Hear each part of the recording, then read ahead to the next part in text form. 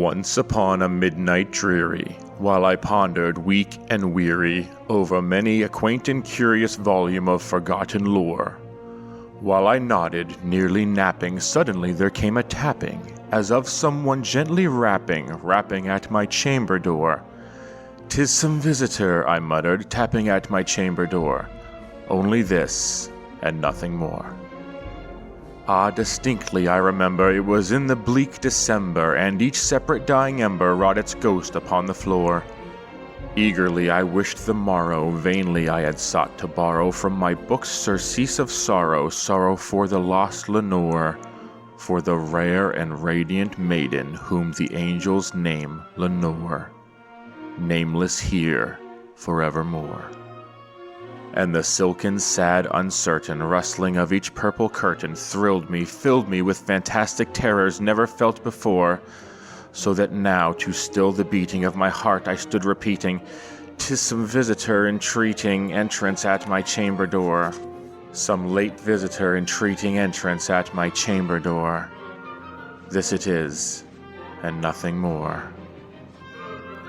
Presently my soul grew stronger, hesitating then no longer. "Sir," said I, "or madam, truly your forgiveness I implore. But the fact is I was napping, and so gently you came rapping, and so faintly you came tapping at my chamber door, that I scarce was sure I heard you. Here I opened wide the door. Darkness there, and nothing more." Deep into that darkness peering, long I stood there, wondering, fearing, doubting, dreaming dreams no mortal ever dared to dream before. But the silence was unbroken, and the stillness gave no token, and the only word there spoken was the whispered word, "Lenore." This I whispered, and an echo murmured back the word, "Lenore." Merely this, and nothing more. Back into the chamber turning, all my soul within me burning, soon again I heard a tapping, somewhat louder than before.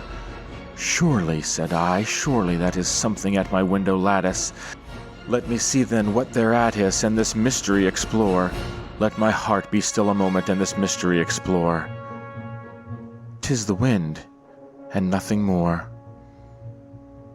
Open here I flung the shutter, when with many a flirt and flutter in there stepped a stately raven of the saintly days of yore. Not the least obeisance made he, not a minute stopped or stayed he, but with mine of lord or lady perched above my chamber door, perched upon a bust of Pallas just above my chamber door, perched and sat, and nothing more. Then this ebony bird beguiling my sad face into smiling, by the grave and stern decorum of the countenance it wore, "Though thy crest be shorn and shaven, though," I said, "art sure no craven, ghastly grim and ancient raven wandering from the nightly shore, tell me what thy lordly name is on the night's Plutonian shore." Quoth the raven, "Nevermore." Much I marveled this ungainly fowl to hear discourse so plainly, though its answer little meaning, little relevancy bore. For we cannot help agreeing that no living human being ever yet was blessed with seeing bird above his chamber door, bird or beast upon the sculptured bust above his chamber door, with such a name as Nevermore. But the raven, sitting lonely on the placid bust, spoke only that one word, as if his soul in that one word he did outpour. Nothing further than he uttered, not a feather then he fluttered, till I scarcely more than muttered, "Other friends have flown before, on the morrow he will leave me, as my hopes have flown before." Then the bird said, "Nevermore." Startled at the stillness broken by reply so aptly spoken, "Doubtless," said I, "what it utters is its only stock and store, caught from some unhappy master, whom unmerciful disaster followed fast and followed faster, till his songs one burden bore, till the dirges of his hope that melancholy burden bore, of never, nevermore." But the raven still beguiling my sad fancy into smiling, straight I wheeled a cushioned seat in front of bird and bust and door. Then upon the velvet sinking I betook myself to linking fancy unto fancy, thinking what this ominous bird of yore, what this grim, ungainly, ghastly, gaunt, and ominous bird of yore meant in croaking, "Nevermore." This I sat engaged in guessing, but no syllable expressing to the fowl whose fiery eyes now burned into my bosom's core. This and more I sat divining, with my head at ease reclining on the cushion's velvet lining that the lamplight gloated o'er, but whose velvet violet lining with the lamplight gloating o'er she shall press, nevermore. Then methought the air grew denser, perfumed from an unseen censer swung by seraphim whose footfalls tinkled on the tufted floor. "Wretch," I cried, "thy God hath lent thee, by these angels he hath sent thee, respite, respite and nepenthe from thy memories of Lenore. Quaff, oh quaff this kind nepenthe, and forget this lost Lenore." Quoth the raven, "Nevermore." "Prophet," said I, "thing of evil, prophet still, if bird or devil, whether tempter set or whether tempest tossed thee here ashore.